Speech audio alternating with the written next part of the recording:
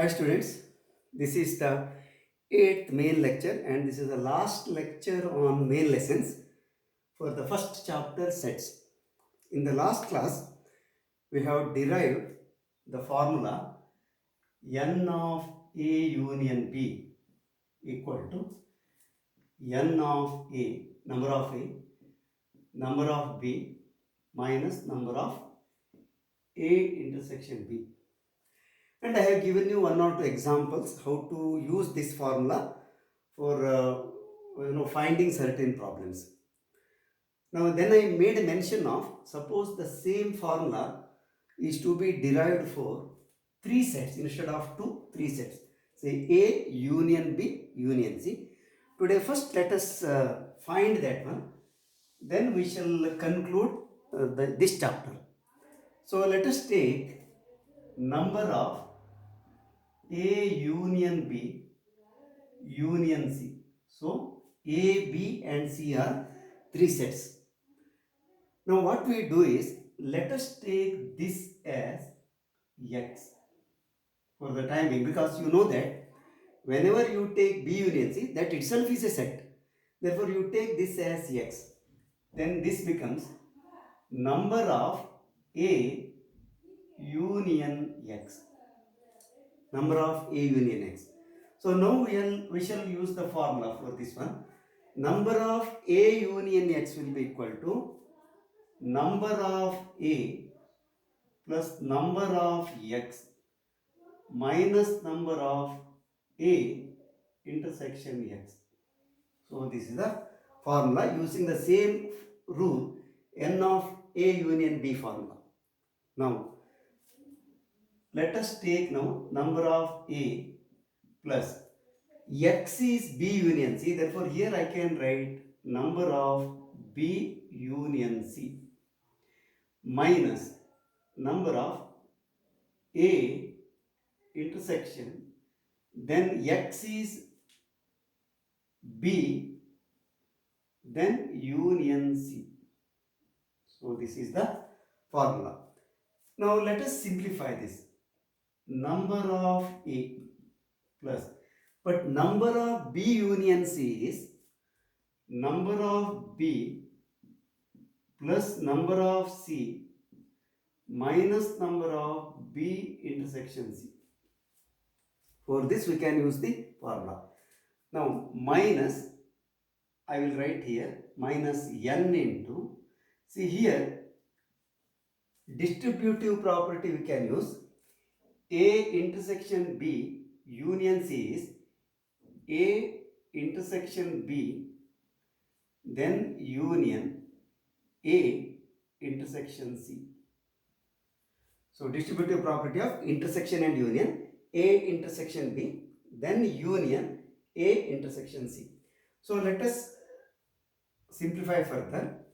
So this is now number of A plus number of B plus number of C minus number of B intersection C minus, here once again imagine this is X, this is Y. So it is number of X plus number of Y minus number of X intersection Y. Therefore we can write it as number of A intersection B plus number of A intersection C minus number of, then I have to write A intersection B, then intersection B intersection C. So this is the problem. So let me repeat once again. This is X, this is Y. So it is number of X plus number of Y minus number of X intersection Y. So let us simplify further. This is number of A plus number of B plus number of C minus number of B intersection C. Then here you see A intersection B, then intersection B intersection means B is repeated twice, we can take only once. Therefore minus you can remove. So number of A intersection B, then minus number of A intersection C, then plus number of A intersection B intersection C. So this is the formula. How to remember? See, you can remember like this. See, number of A, number of B, number of C. A, B, C. Therefore, it is number of A plus number of B plus number of C. Then if you look here, intersection, see there are two sets, B and C, A and B, and A and C. Therefore, this you can write in cyclic order so that it is easy to remember. Number of A intersection B first, minus number of B intersection C, minus number of C intersection A, then plus number of A intersection B intersection C. So the pattern is like this. First, see, you can remember like this. This is A, this is B, this is C. First A plus B plus C, number of A plus number of B plus number of C. Then take AB, number of A intersection B, take BC, number of B intersection C, then take CA. So this is the second one. Then take all of them together with intersection. And there is one more pattern you have to remember. First, when you take one set, it is plus plus plus. Two sets together, it is minus minus minus. All the three together once again plus. That means plus, then minus, then plus. So this is very easy to remember. So this is the formula when there are three sets, A union B union C. Now you can ask one more question. Can we derive the same type of formula for A union B union C union D? Definitely you can do it. So rule is same actually. So you can try. But that is not necessary because so many complicated problem will not be given. Maximum sets given will be A and B. With that only we solve the problem.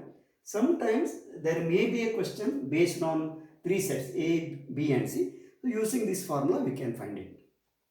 So this is for three sets. Now let me conclude now what we have done. So as I told you, this is the last lecture on main lessons. In the beginning only I made it very clear.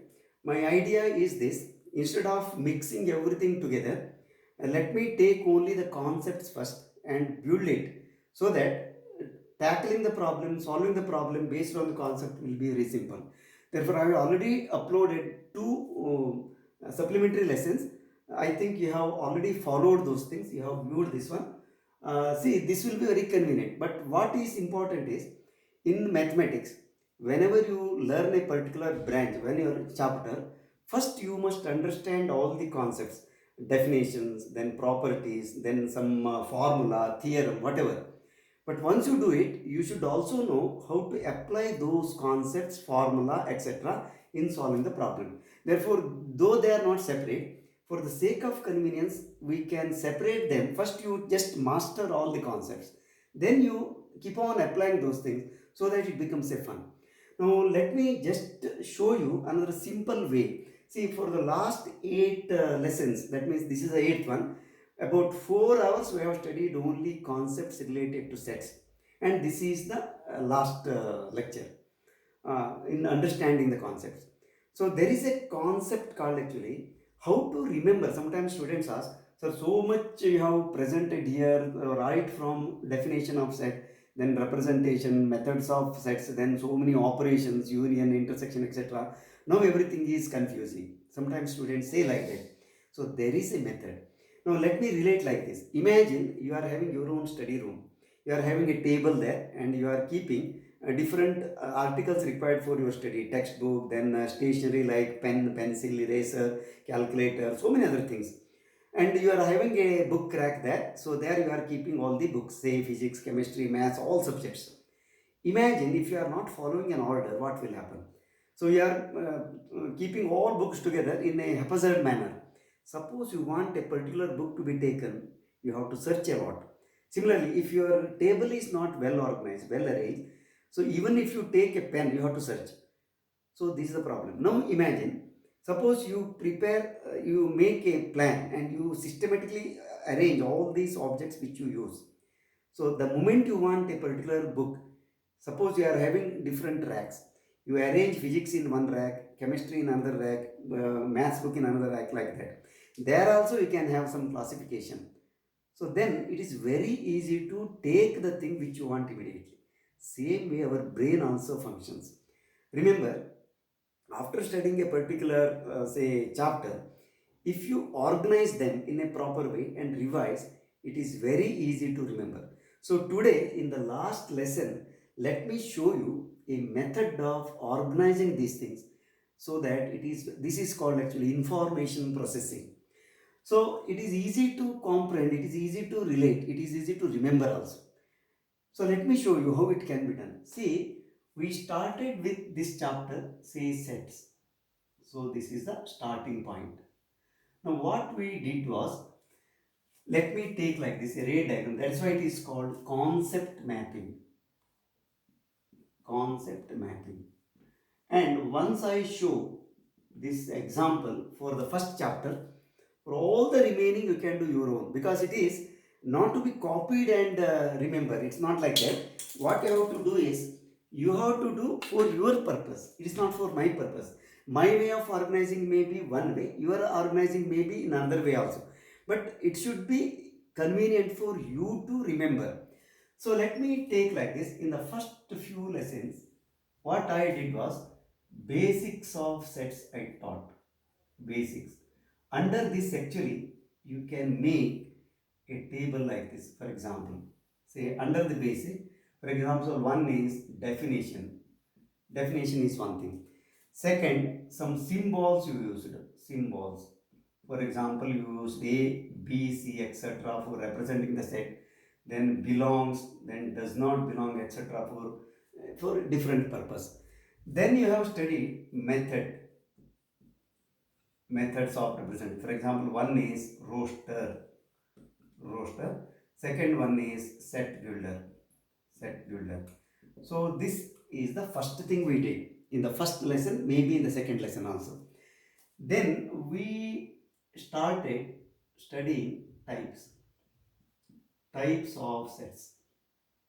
Under this, of course, I don't want to list everything here. That is your work actually. I am just showing how you can do it. Here, for example, one is maybe empty set. You can follow your own order. Then second one is singleton set. Then third one may be subset. Then like that. Fourth one, finite, infinite. Fifth one. So you list all the types of sets here. So this is the next one.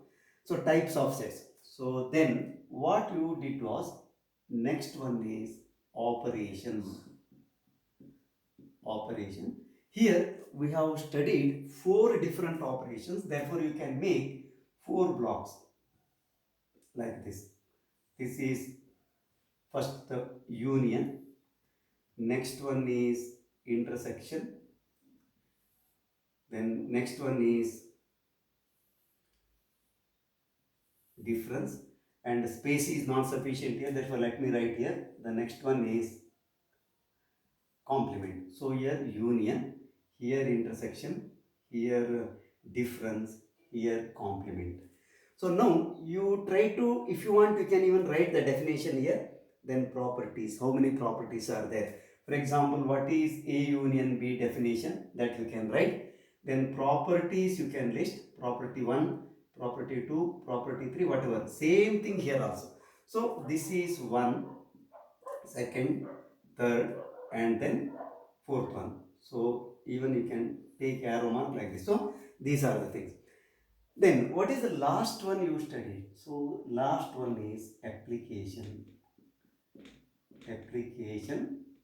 So here you have studied 3 major types. One is number of A union B formula. Whenever it is disjoint, this is number of A plus number of B. Whenever A intersection B is pi, this is first case. Second case is number of A union B in general. Today we have studied one more, A union B union C. Like this, you make a neat representation of all these things. See, once you do this, you only should do it. I am just showing you the example. It is very simple to remember. No, everything is in your mind. So the first one is basics. Then the next one is types of sets. Then operation. Then here you see, even you can take one more thing. Say here, a small block can be done. Venn diagram. This is a separate thing we studied. Venn diagram. See, organization should be according to your convenience. According to your convenience. So this is what you should do. This is what you should do. In each chapter you can do it. I think even in physics, chemistry, biology also you can do it. But I am not competent to do all those things. But in mathematics I have found, because whenever I teach the subject in my class, normally I tell all these things. So in terms of some tips, students normally ask, sir, I understood everything, but now everything is confusion. Students, remember, this is the first step, sets. It's a very simple concept. For some of you, it may be first time you are studying sets. Otherwise, it's a very simple concept. But logic behind this is very, very important. So you have to understand, for example, whenever yesterday in the last class I told, whenever A is a subset of B, what is A union B, what is A intersection B, this type of question. So there, reasoning is very important. Reasoning is very important. Therefore, the first chapter will definitely help you to develop logical reasoning. But what you have to do is make this type of organization so that it is easy to remember.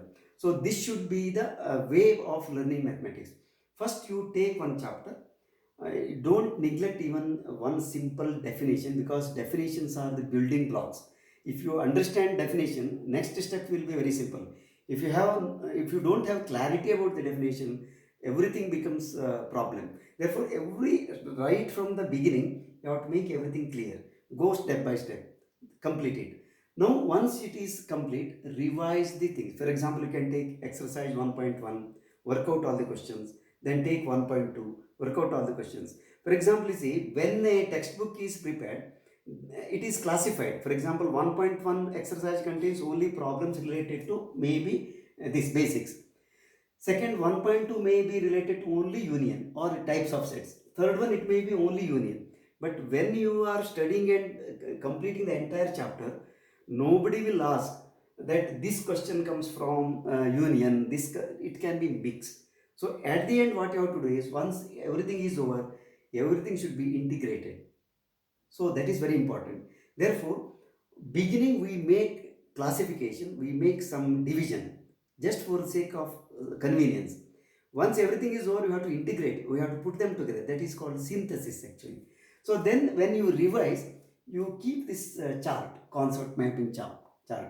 Next time, suppose you are preparing for a test, you keep this chart, just go through these things, because you only did it. So you remember, okay, this chapter I have to remember this one. Suppose you have a doubt, say, I don't know what is difference. So once again, you can go to that particular say section only, revise. Then take all the examples from exercise, work out again. So that saves lot of time also. Remember, first time when you are learning, it takes lot of time. And you have to be very, you should have lot of patience also to understand. Second time when you do, you think, okay, I know this one, so I can skip this. So only when you are having difficulty, there only you can invest more time. See, therefore, first revision is elaborate, second one is less, third one is very simple. Fourth one, you can just go through this thing, and wherever you have some difficult area, there only you can revise. So this is how you have to plan. What I have seen in when students prepare for a test or examination, they do everything once again, right from the beginning, and they don't have time also. So you have to write say 3 or 4 or sometimes 6 tests continuously. It's not only mathematics. In addition to mathematics, you have to study other things also. But right from the beginning, if you do this one, during test, during examination, you will be relaxed. So there is a proverb, those who sweat more in peace will bleed less in war. So this is a proverb in a say military. So that means when you are having lot of time, you have to work and you have to plan properly, and you should know how to remember, how to revise, how to repeat, how to master the skill, everything. Now it is the preparation stage. Test or examination is only to show that you have already well prepared. So this is the thing. I think I have made my point very clear. So this is the last lesson for sets under main lessons. I have already completed 2 sets of lessons, that is supplementary lesson 1 and lesson 2. remaining all the exercise, whatever is remaining, those things also I will be uploading shortly. Then the next chapter is once again connected to this only. So the second chapter is relations and functions. Remember, when you want to attend the next session, that is relations and functions, sets must be very, very clear. So you see, this journey is like this. It's a continuous journey. If you understand the first chapter, second chapter becomes more interesting. If you have some difficulty here, then second chapter becomes more difficult. Therefore, please revise them and make it perfect. Then let us go to the next chapter. But before that, of course, I have to complete the supplementary lessons. So there I will take all the exercises 1.1, 1.2 like that, whatever exercise is there. So we will work out all the questions. So with this, I think you will be definitely preparing well for the first chapter. The second chapter is relations and functions. And the third chapter is, it is not connected with these two, that is trigonometric functions, very interesting, but at the same time very challenging also, requires a lot of hard work. So I hope you will enjoy this.